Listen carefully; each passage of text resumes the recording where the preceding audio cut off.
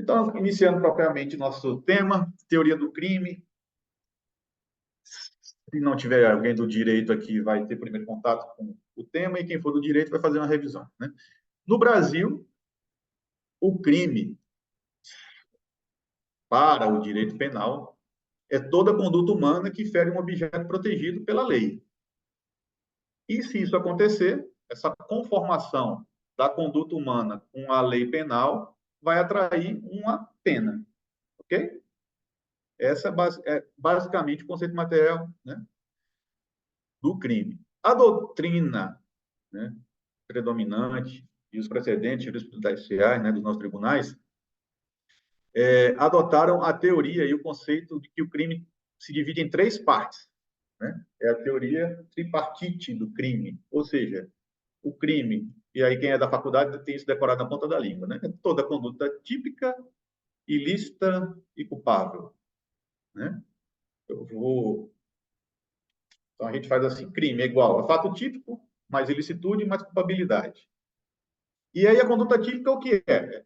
É aquela previsão na lei, matar alguém. Está na lei escrito que é crime? Tá, então isso é um fato típico. Ela é ilícita? Matar alguém é proibido? É, por quê? Porque ela traz uma pena, tá lá. Se for um homicídio, né, 6 a 20 anos. Se for qualificado, vai até 30. Podendo aí até passar, dependendo da quantidade, né, do caso concreto. E a culpabilidade é a reprovabilidade daquela conduta, se a pessoa poderia se entender de acordo com aquele fato, né, se é imputável, se não tem nenhuma excludente ali, a coação, por exemplo, que a gente vai ver mais na frente. Tá? Então, de forma analítica, assim, para aclarar, o fato típico, né, é um comportamento humano previsto, né, de forma abstrata. Abstrato por quê? Porque ele não aconteceu ainda. Fato humano previsto abstratamente como violação da norma penal. Nutt, que é um dos maiores criminalistas do Brasil, explica que tipicidade, que é o segundo elemento, ou é o primeiro elemento, é o fenômeno representado pela confluência, ou seja, pelo encontro do tipo concreto, né, aquilo que você pratica no mundo real, com o abstrato, que é aquilo que está na lei. Tá? Que é aquilo que eu falei. Na lei está falando lá, abstratamente, matar alguém é crime. Se eu atiro numa pessoa, ela morre, incidiu a confluência, o encontro, né, do fato do mundo real com o mundo abstrato da norma. Ok? Se tiverem dúvidas, só falar. Por sua vez, a ilicitude, também chamada de antijuridicidade. É ilícito, é antijurídico, por isso antijuridicidade. São sinônimos, né? Ilicitude e antijuridicidade. É toda ação que o agente pratica sem estar amparado por alguma causa justificante, que é mais conhecido como alguma causa excludente de ilicitude ou excludente de antijuridicidade. São todos sinônimos, tá? Causa justificante, excludente de ilicitude ou excludente de antijuridicidade. Ou seja, se ele está ausente dessa justificação, ele contraria, né, esse arranjo normativo, produzindo dano ou perigo a um bem protegido juridicamente. Daqui a pouco fica mais fácil, a gente tem um esqueminha que vocês vão poder, uma olhada só no slide, entender. Sobre essa ilicitude, aí outro autor, eu trago também, ensina aqui sobre a ótica materialística, um fato é ilícito ou antijurídico, como eu falei que são sinônimos, não apenas porque está em antagonismo, em desacordo com a existência de uma norma, mas também porque ele lesiona ou põe em perigo o meio jurídico em relação ao qual aquela norma protege ele. Tá certo? E a culpabilidade, que é o último elemento, como eu mencionei, é a censurabilidade, é a reprovação do autor. Veja só, a culpabilidade está ligada diretamente à condição de quem pratica aquela conduta, ao autor daquele fato, né? É a reprovação do autor expressado por meio de sua conduta, típica e ilícita e antijurídica, ou seja, a qual ele poderia e deveria entender que é injusto, ele tem que entender aquilo, por isso que existe aquelas situações de inimputabilidade.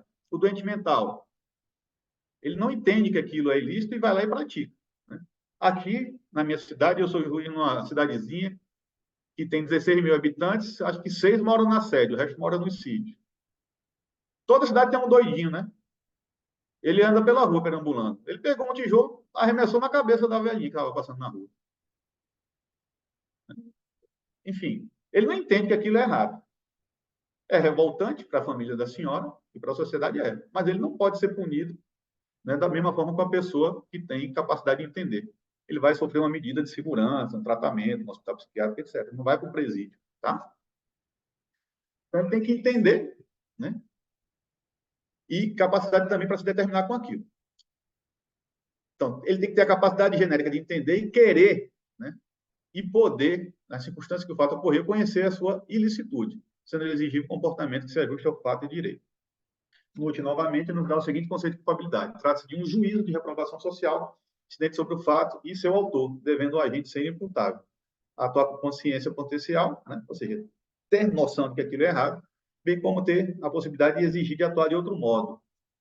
Vou tentar já aqui introduzir a questão da excludente de culpabilidade da inexigibilidade de conduta diversa.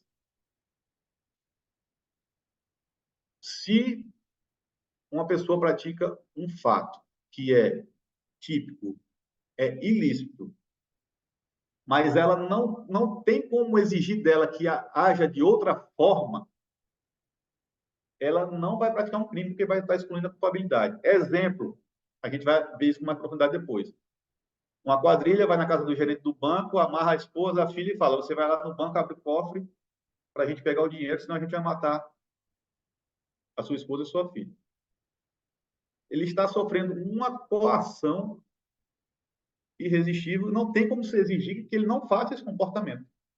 Ele foi lá, aderiu ao comportamento dos bandidos, abriu o cofre, pegou o dinheiro, trouxe para eles. Mas não foi porque ele quis, ele não tinha como não fazer aquilo.